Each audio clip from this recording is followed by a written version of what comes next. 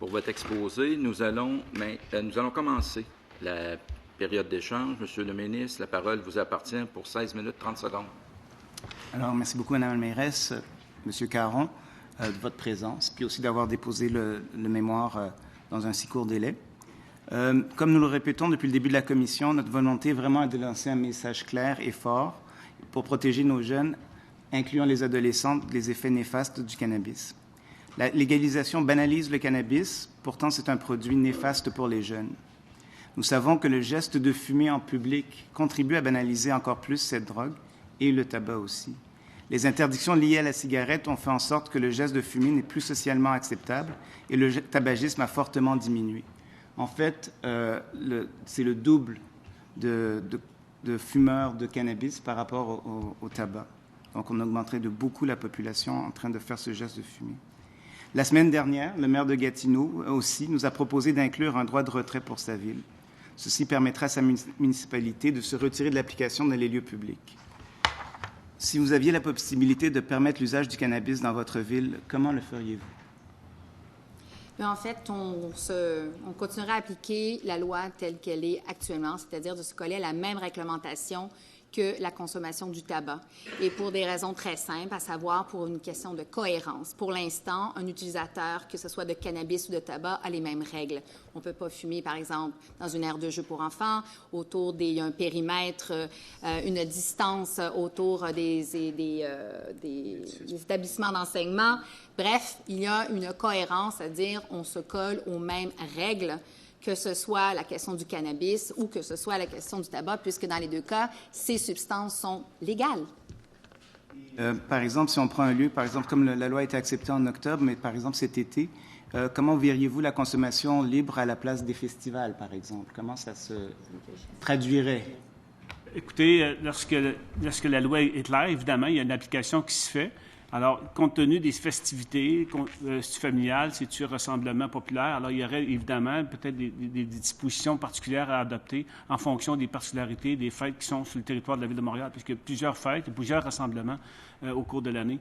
Alors, on va appliquer la loi, évidemment, en fonction de ce que le législateur va décider d'appliquer pour d'édicter. Et si je peux rajouter, Monsieur le ministre, déjà, depuis l'application, nous avons décidé que pour différents événements, entre autres dans le centre-ville, je pense à la parade de la Saint-Patrick, également à la fête des Neiges, donc la Saint-Patrick qui se passe dans la rue et la fête des Neiges qui est dans le parc Jean-Drapeau, on a fait une ordonnance que pour un périmètre délimité, ainsi que pour des dates précises, toute consommation de cannabis est interdite. Parce que, bien sûr, ce sont des rassemblements où il y a beaucoup de monde et, bien sûr, beaucoup de familles. Et est-ce que ces règles-là ont été respectées? Elles ont été respectées, oui. En fait, pendant la Saint-Patrick, on a eu très, très peu, il n'y a pas eu d'appel particulier, il n'y a pas eu de plaintes qui ont été émises. Et on en discutait, monsieur le chef de police et moi, comme quoi, vous savez, c'était déjà le cas, bien sûr, avec le tabac, mais même maintenant, le cannabis est légal. Mais avant, même quand il était illégal, les gens le consommaient et il y avait toujours une approche de civisme qui était appliquée de façon, assez naturelle. Monsieur Caron? Il y a eu quand même une certaine tolérance dans certaines activités au cours des années antérieures, même avant le 17 octobre. Alors, évidemment, dépendamment du type de rassemblement auquel on se trouve, c'est des fêtes familiales, comme je disais tantôt, ou des rassemblements populaires. Alors, il y a tout le temps eu quand même une certaine tolérance. Si on pense au Mont-Royal avec les tam-tams du dimanche après-midi, ça a fallu appliquer la réglementation à cet endroit-là. Écoutez, on n'a pas capacité, là. Il y a tous les dimanches depuis tout le temps, je crois. Légal ou pas légal. Et ceci ne pose pas de problème pour vous? Dans le futur? Et ce qui arrive, c'est qu'actuellement, ces genres d'appels-là, évidemment, ne sont pas traités de façon prioritaire.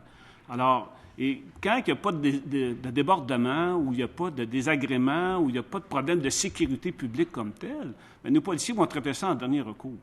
Alors, on donne des priorités. Vous savez qu'à chaque jour, actuellement, sur l'île de Montréal, il y a plus de 100 appels en lien avec la santé mentale.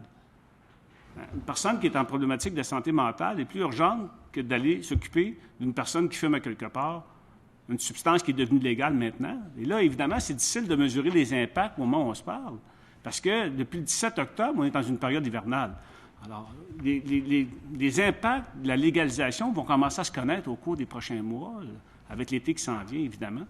Mais actuellement, il n'y a pas de débordement, puis ça se déroule quand même assez bien sur la voie publique et aux endroits où les gens... Il n'y a pas de débordement actuellement. Et, M. Caron, nous remarquons que de plus en plus de jeunes considèrent le cannabis comme une drogue sans danger. Comment pensez-vous que les adolescents considèrent le cannabis depuis la légalisation? Est-ce que leur conception a changé? Écoutez, je ne suis pas un expert dans le domaine, évidemment, là. Alors, moi, je suis là pour appliquer une réglementation. Est-ce que les jeunes ont changé de comportement?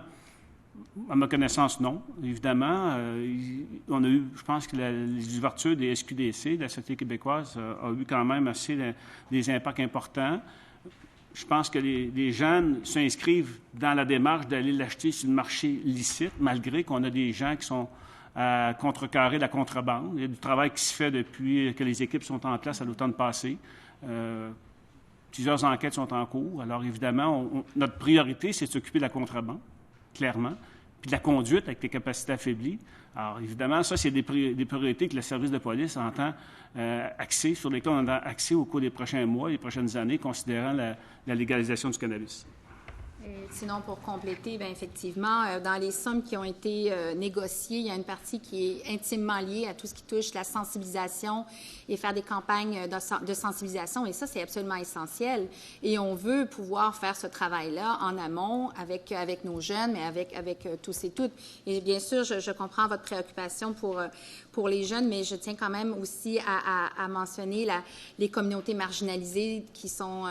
très nombreuses à Montréal parce qu'effectivement, on est plus nombreux. C'est entre autres une réalité, mais il faut absolument garder en tête. Et il y a beaucoup de ces jeunes qui sont entre autres marginalisés, mais on ne veut pas encore plus les marginaliser. On ne veut pas les rendre illégaux dans une perspective où actuellement, encore une fois, c'est légal de pouvoir en consommer. Encore faut-il savoir où.